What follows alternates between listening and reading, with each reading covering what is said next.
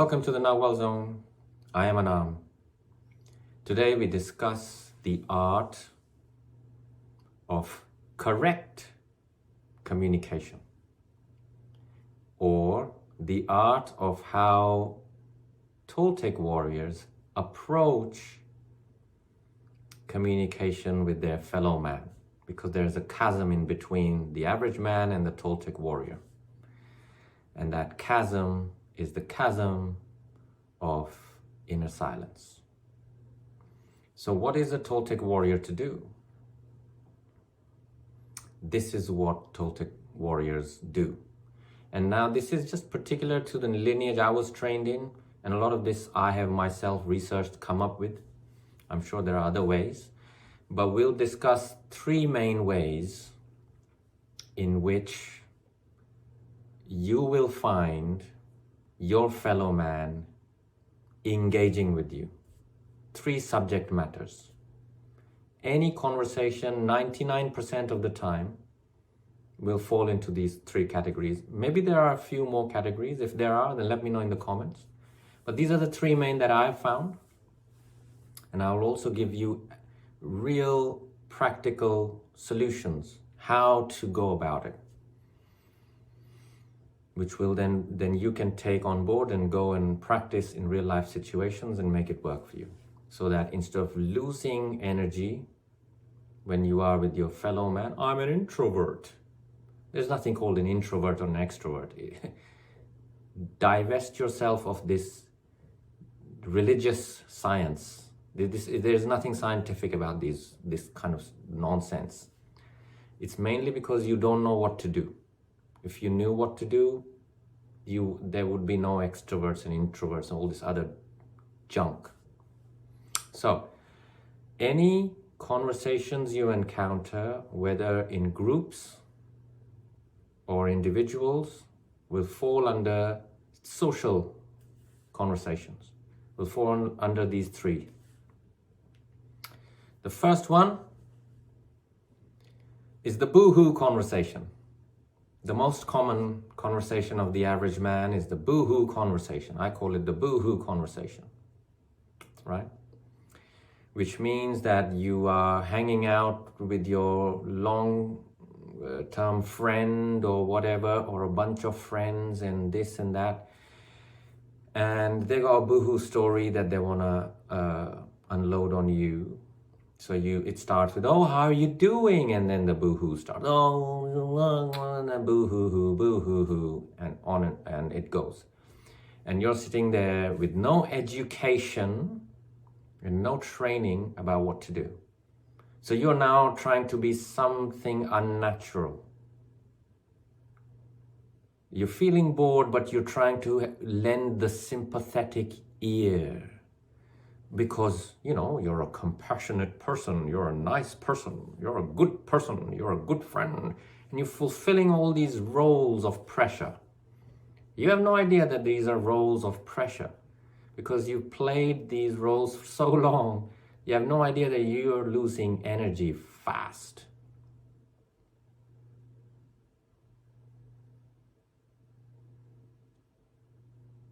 Right? So, the Boohoo conversation is gonna mainly be tied in with the demands and subscriptions of the mating instinct.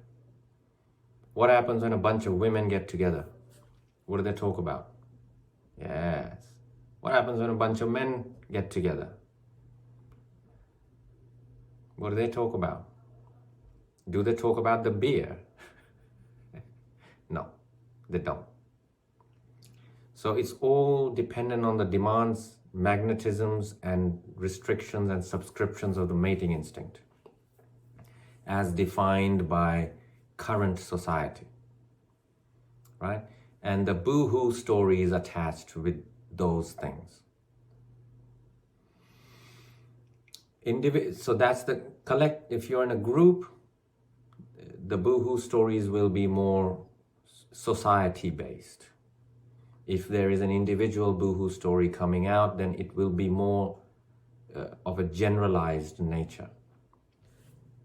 right? If you're with a person and they've got a boohoo, it may, invariably, it will be about something to do with the results of the mating instinct, which is human offspring, the trials and tribulations of being a parent, or boohoo about the mating partner called boyfriend and husband, all these, a wife, and all these other idiotic terms, right? And the Boohoo story will revolve around the lives and times of that person who's talking to you. But notice this and verify this. Go out and verify this. Sit back and verify this, and you will see, oh yeah, it's always a Boohoo story about anything to do with the mating instinct and its combinations, various permutations and combinations. So that Boohoo story, what do? How do you deal with it? Are you going to play the role of pressure and lose energy by behaving in unnatural ways? Or you could do this. Find a way. First of all, you'll have to train to learn to listen without your inner dialogue going on. You will have to train to learn to listen without your inner dialogue, your inner commentary going on and on about their Boohoo story. That's a training in itself. But for some reason, if you don't want to invest in that, or you just whatever, then at least you can try this. Once their Boohoo story is either done, sometimes people just carry on unless you break that momentum. Or when you have the chance, start steering the conversation towards what's the lesson in that experience for them. What's the lesson? What have you learned? What do you think you've learned from this? A great question to ask is, what's the lesson? And then what's the way forward? So you have a boo-hoo, boo-hoo, oh, he doesn't care for me, he doesn't love me. Oh, boo-hoo, she nags me all the time, she doesn't leave me alone. All right, once all the boo-hoo is done, or you can break the momentum and you can ask, so what do you think's the lesson for you in this? What's the learning in here for you? Once that has been explored to whatever extent, they won't explore it. The other person their stride will get broken by your question, and then watch what happens. Within a few seconds, they'll go back to their boohoo again. Straight back. Try it. You break the stride. So what do you think is the learning in this for you here?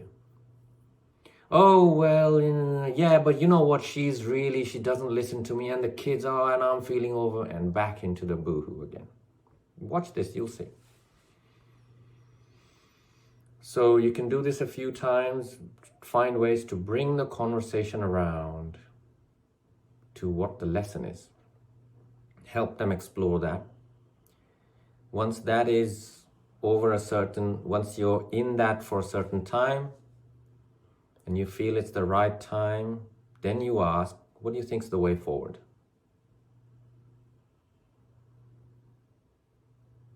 What do you think is the way forward in this issue for you? Or a variation of that question. All right? So this already puts you in command of the situation. You're not acting unnaturally, trying to be sympathetic whilst feeling completely bored, energy draining from you at an incredible rate, acting unnatural roles. Oh, I'm supposed to be a good friend, but all the while thinking, oh, I've got only 10 minutes. How do I tell this person I need to go, right? Instead, do something constructive.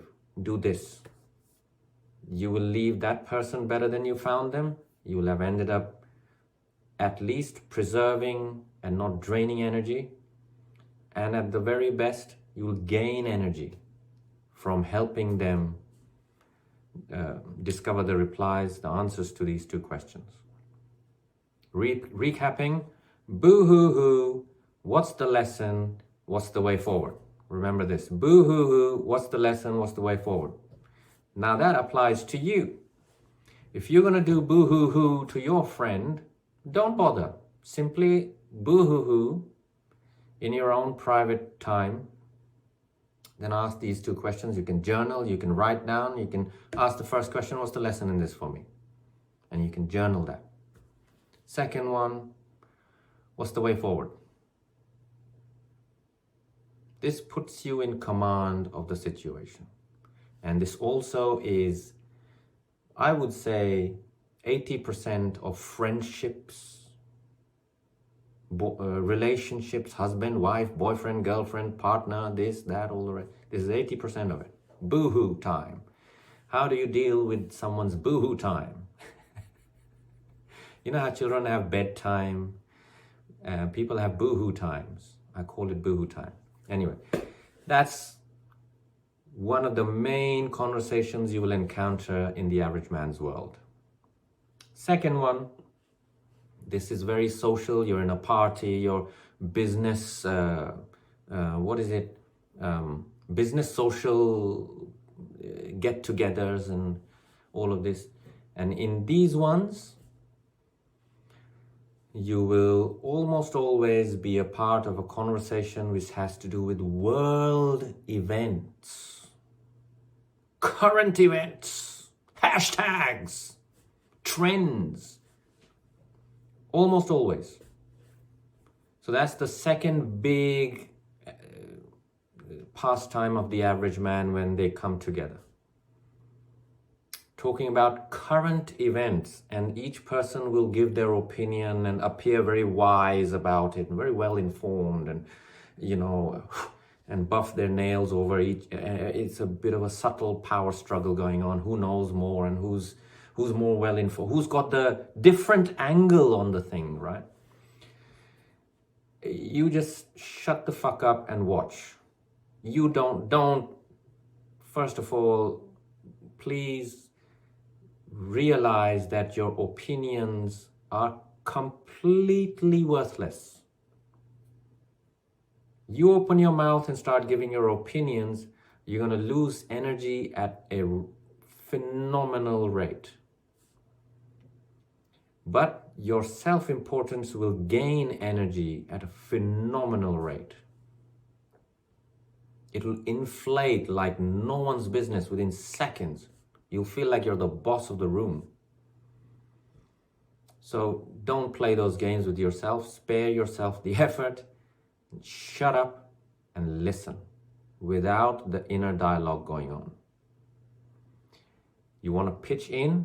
You should pitch in. Don't just stand there like a dumb fool, just being some kind of Zen master. No one likes that kind of person.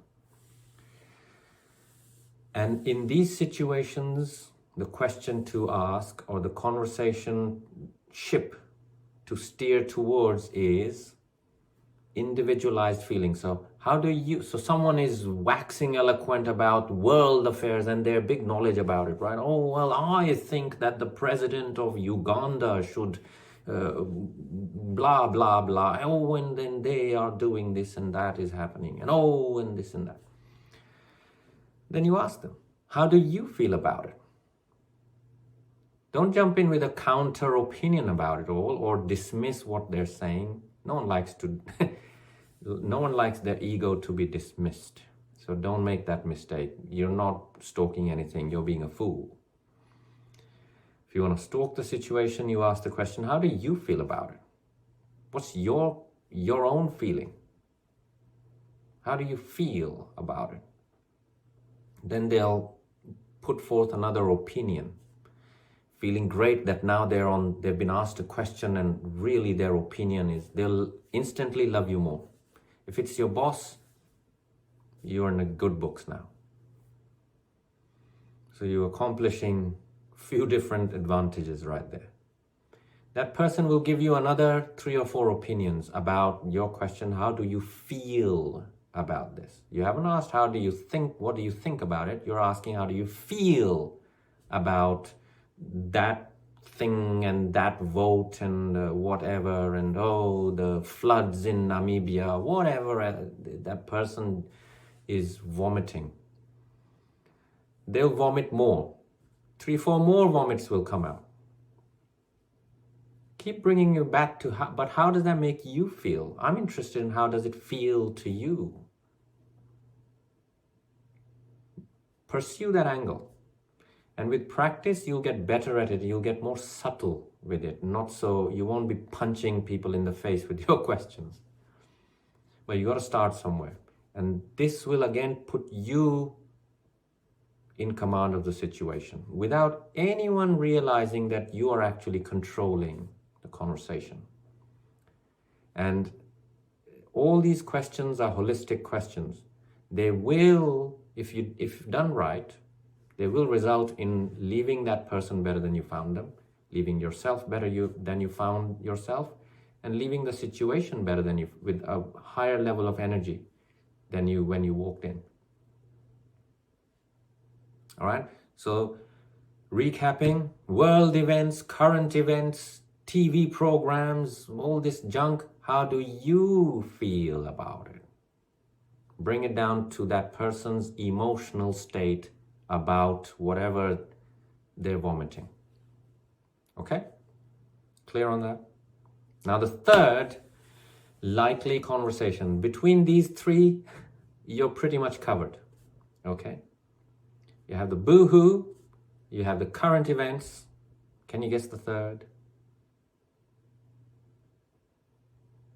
The third one is the worst of the lot.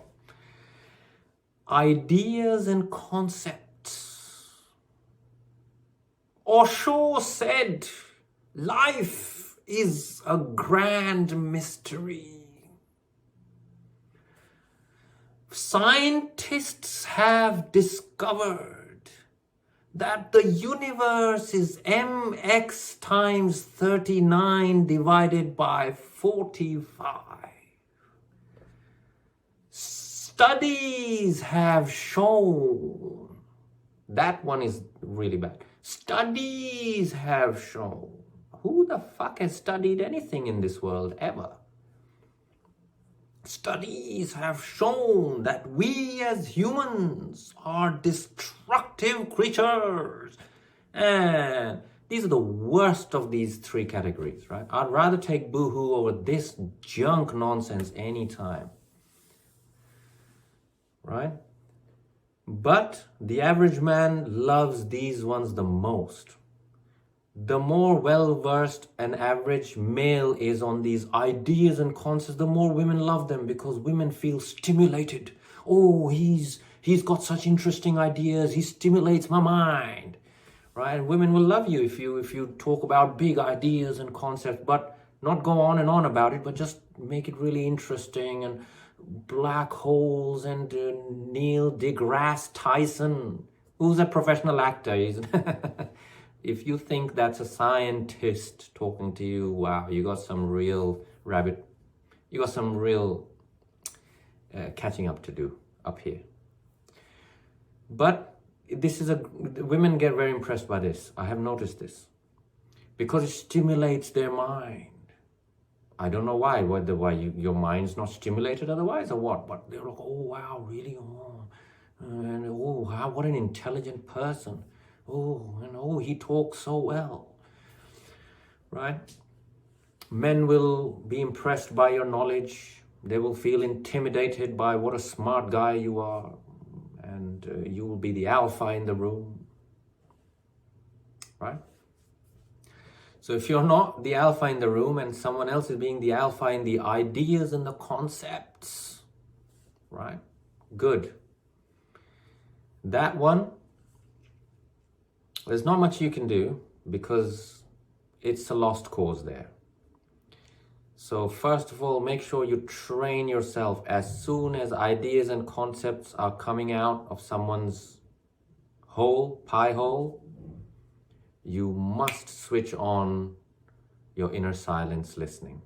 You must start You must use that time to train yourself in developing inner silence. No inner dialogue, or at least try. Then engage. No problem, jump in. But now I'll tell you how to jump in. You've never known what to do in these situations. So you either feel small and stupid in front of the alpha who's giving you amazing ideas and concepts and blah blahs, right? Nature, science has shown us that wolves and nature and the moon and the stars and the sun and the skies. And you're like feeling like, oh shit, wow, he's amazing, man. And or you're just like trying to, stay apace with your own muscles. Oh, well, yeah, I read in Science magazine, and then there's a match going on. You don't want to get into all this bullshit. All of that is losing energy and gaining in self-importance, nothing else. What you want to do is bring that conversation, step it down, which means collapse that conversation. How do you do that? You take those ideas and concepts and you steer that conversation to be applied to current affairs. Oh, really? So what do you think is the impact on humans with this? And someone is talking to you about AI. Oh, and then there's 3 kinds of AI. Actually, the people call them strong AI and weak AI. There's algorithm-based AI and there's self-conscious AI. And there were studies done and there was Google and blah, blah. Okay, what do you think is the impact going to be on humans with AI? That's the question you ask. Now you're in control. That person doesn't know because they're busy. You've just given them a chance to inflate their ego. But you also wrested control of the conversation. You're the captain of the ship now. And you also stepped down that conversation from ideas and concepts which mean absolutely nothing to some form of relevance. Everyone at that point, people who are bored will start listening. Watch this. Once that has been explored to whatever extent, you step it down again. What do you think will be the relevance for you? Black holes are blah, blah, blah, and the sun is a mighty spiritual archangel, whatever they're talking about. What do you think will be the impact on our species on this? What do you think? Global warming.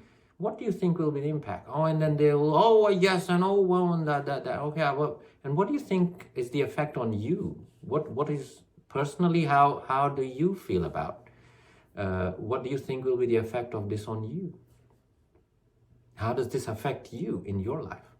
Start stepping the conversation down and bring it right down to that person who's being the big boss at that time or whoever the alphas are in that conversation, right? Bring it down to the individual level and its impact on them, at which point you're in total control and they are little children running around, not knowing what to do. Watch this. You will effortlessly take control of the ship, all the while the momentum is being steered towards things that actually matter.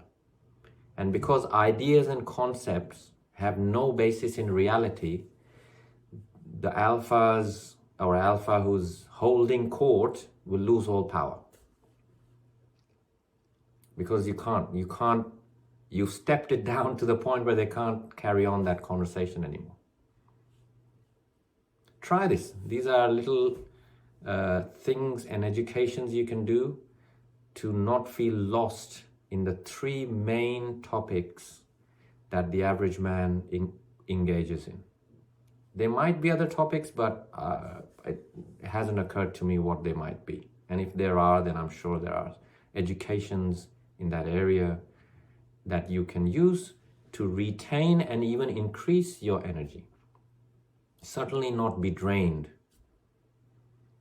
Okay, so recapping the last one, big ideas and concepts. Okay, step it down to what's the impact of all of this on mankind. So someone's talking about chakras. Oh, and the chakra here, our aura extends 50 feet ahead. Actually, the saint's aura extends 5,000 feet ahead of them. Okay, great. What do you think is the impact on everyone else of these auras? Start with that. At that point, everyone will prick up their ears. Other people will start joining the conversation because you've suddenly made it interesting. That person will start talking nonsense now because now they don't know what they're talking about at that point. Once all that's done, bring it down further. What do you think is the impact of that on you? Imagine a person, someone with a huge chakra and 5,000 feet aura passes by you. What do you think what will be the impact of it on you? Right? That conversation's over. You're completely in control now. Okay? So, this should give you hard education, solid strategies to stalk 99% of human interactions in a way that is beneficial, that leaves people better than you found them. Okay? And prevents energy loss, which is the big one. Prevents energy loss. Conversations become interesting, you're not bored anymore, people aren't bored, and you're putting people in their place without them even knowing. And you're forcing them to journey on a personal journey away from vomits, just meaningless vomit. You're herding them away from losing their energy and you losing energy into something far more, which has the potential for high quality energy exchanges. Okay? On that note, let me know in the comments what you think of the content of this video, if you're still watching. And I shall see you next time. Walk in freedom. Farewell.